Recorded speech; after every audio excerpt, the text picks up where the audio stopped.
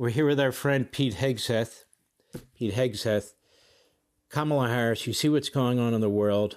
Afghanistan, we know what took place there. It was horrendous.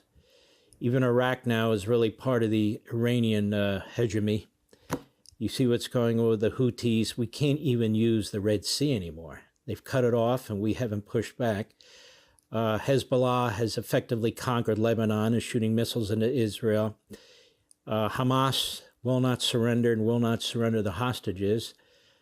Communist China is threatening Japan, Australia, the Philippines, South Korea, Vietnam, and of course Taiwan. Russia is constantly threatening us with nuclear attack.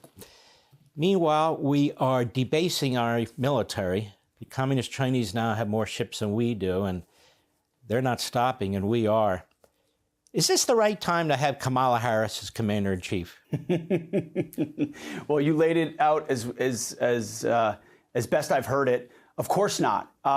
First of all, she's a Marxist at home, and then she's a globalist and apologist overseas. And, you know, most empires lose their influence around the world because they lose their compass at home. That certainly happened under Obama. It's fast-forwarded under Biden, and under Marxist Kamala Harris, Comrade Kamala, it would accelerate. We know exactly who she is. She is a radical, cratering our sense of self, our southern border, our national identity, our love of country, and certainly our military, as you've talked about, as I wrote about in the War on Warriors.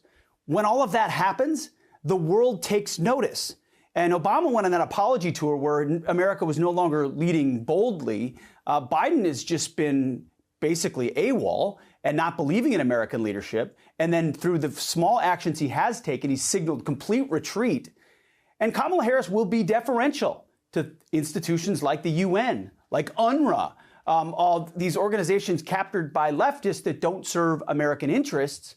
And our influence abroad will continue to diminish. So our allies, like Taiwan, like Israel, like a shrinking number of countries, are going to turn to having to do things themselves because they can't count on America. And that's when our enemies pile on. And when the global order, and I use that in without not capitalized because I don't want a global order controlled by elites, but when after World War II, the U.S. sort of took control of that, that's all going to shift with China, with Russia, with the Islamists teaming up against us. And Kamala Harris has no plan to defend America's interests, so the world will be on fire, Mark. What you just laid out will sound like tiddlywinks compared to the possibility of World War III under a feckless, weak leader like Kamala Harris.